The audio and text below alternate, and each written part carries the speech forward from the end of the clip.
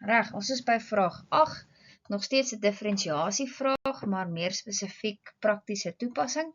So as jy in jou boek wil gaan kyk, daar by jou boek 1, waar is hierdie werk gedoen het.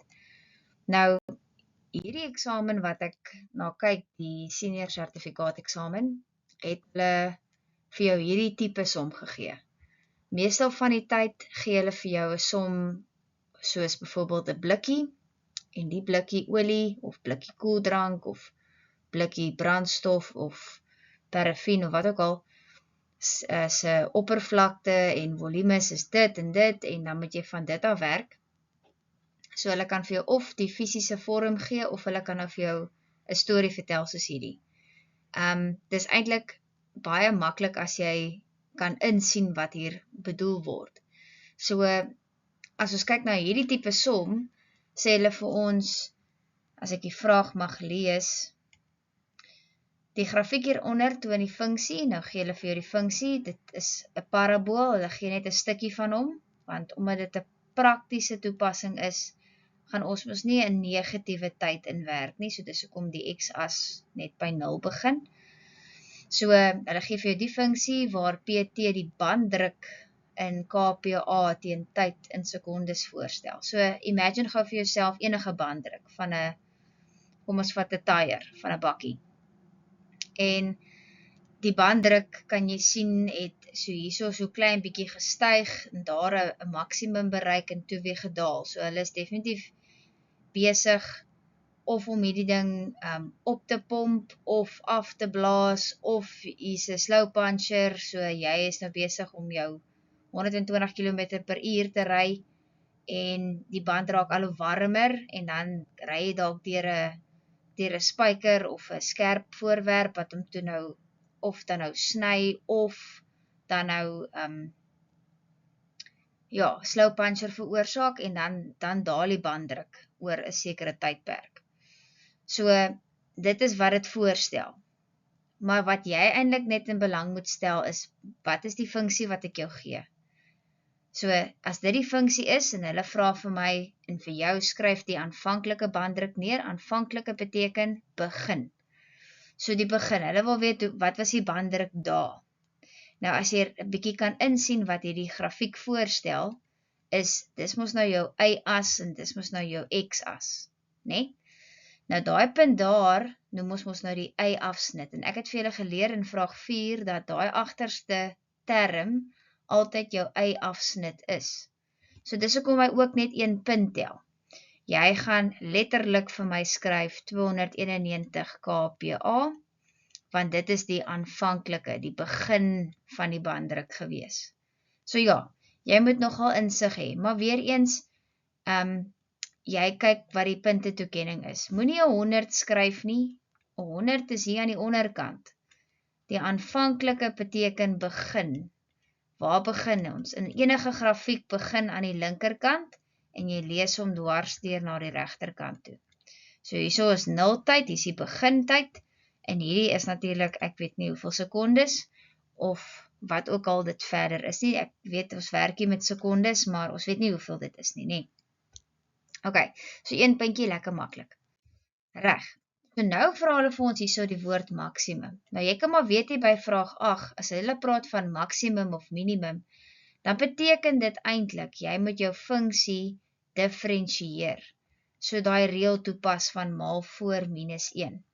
So die 2 gaan ek nou maal met die minus 'n kwart, en dit gee vir ons minus 'n halwe, en omdat ek 1 aftrek van die eksponent af, gaan ek nou net t skryf, en dan, my t is baie lelik geskryf, t, so, en dan hierso is ons nou 'n 1 wat maal met die 3, so dan gee dit net vir my plus 3 en die t val mos weg. En 'n konstante, weet jy al van vraag 6 af, 6.1, dat 'n konstante se afgeleide is altyd 0.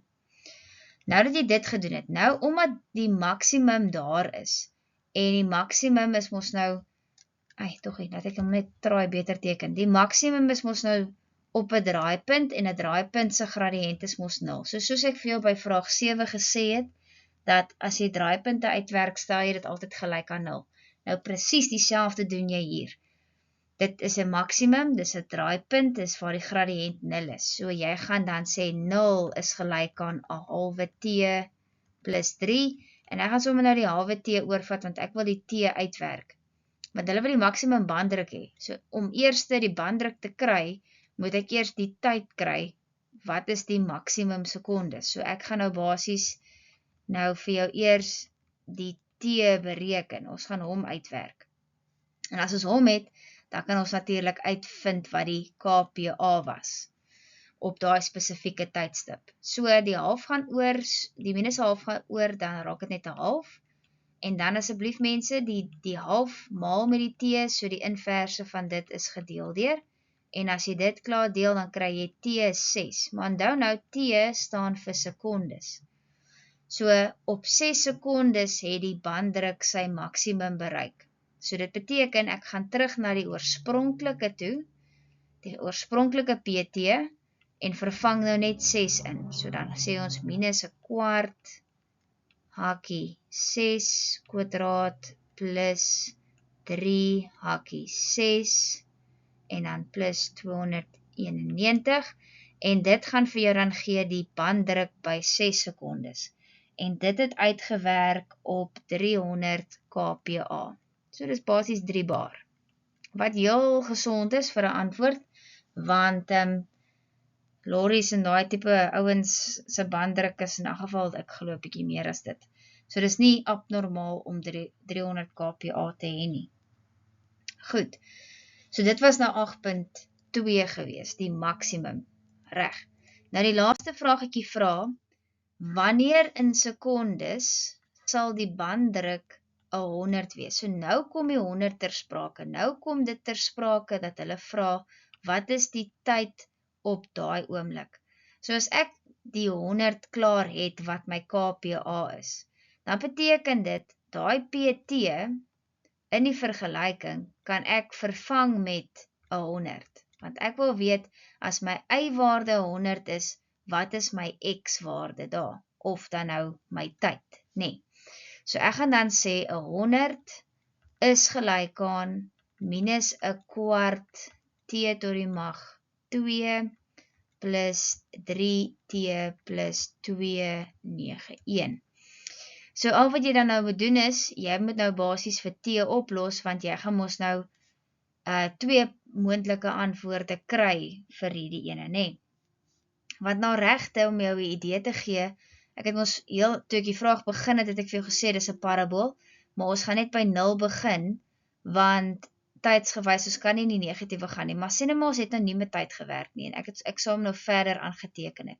Dan sal hier mos nou 'n x-afsnit op die minuskant gewees het, nee. So jy moet nou ook nou kop hou hierso, as jy nou die 2 antwoorde kry, dat jy met die positiewe waarde moet werk, want tyd kan nie negatief wees nie. So, die 100 se inverse gaan ek dan nou doen, en as ek nou myself ook nog verder mag onderbreek, ek het ook vroeër genoem, want ek gedink, waar het ek dit gesê? Ek dink ek het dit al by vraag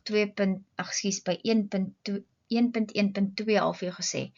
As die vergelyking 'n kwadraat in het, moet die een kant 0 wees. So dit is hoekom ek die 0 daarso het, en die 100 moet oorvat. So dis eintlik ongelooflik. Jy doen eintlik herhaaldelik dieselfde wiskunde oor en oor. Jy moet maar net weet hoe om dit toe te pas om die probleem op te los. Reg, so as ek dit dan nou oorvat, kom ek doen dit gou-gou, dan kry ek minus 100, so nou lyk my 3 terms so. Minus 'n kwart t tot die mag 2 plus 3t, en hierdie raak plus 191. En nou het jy weer jou ABC sommetjie. ABC, so my wêreld, hier kom die vergelyking alweer, of die formule. X is gelyk aan, maar nou, ek gaan dit mos nou eintlik skryf as t, nee, want dit is mos nou vir t wat ek oplos. Hierdie is so goed soos, die t kwadraat is so goed soos die x kwadraat, en die t is so goed soos x. So ek gaan dieselfde formule gebruik, om hierdie ouetjie op te los. So ek het, hakie kwadraat minus 4, dubbele hakies, alles oor 2, en dan weer 'n hakie. En dan die invervanging, as ons dit gaan doen, b se waarde is 3, A se waarde is minus 'n kwart, en C se waarde is 191. En as jy dit nou op jou sakrekenaar insleutel, dan kry jy 2 antwoorde. Ek gaan nou skryf maar X, want ons is so gewoond daaraan om X te skryf.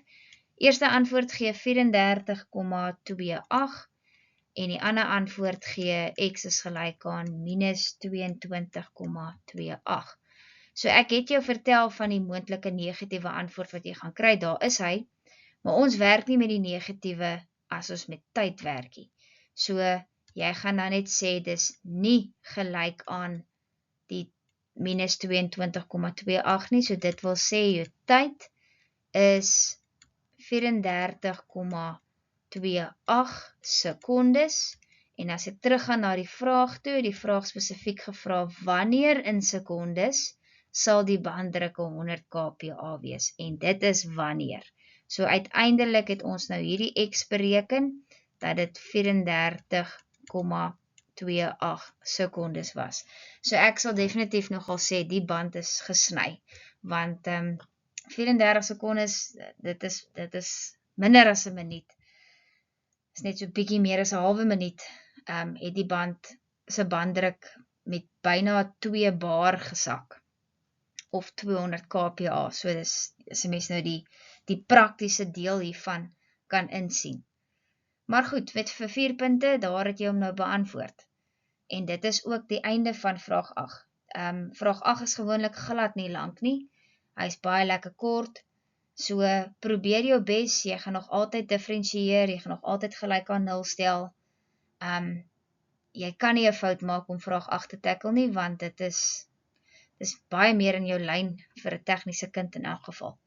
Maar goed, dit is die uiteinde vir die vraag. Onthou net, soos ek vertel het aan die begin, die manier hoe die vraag gevra kan word, kan 2 moontlikhede hê. En as jy onthou in jou boek hierdie jaar, het ek vir jou praktiese toepassing deel 1 uitgedeel. Dis jou vorms, dis jou silinder, jou reghoekige prisma.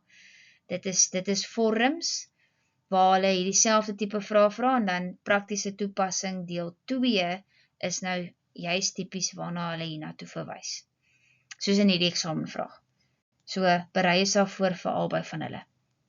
Right, en dan is jy nou amper by die einde, hierna sal jy vraag 9 opspoor.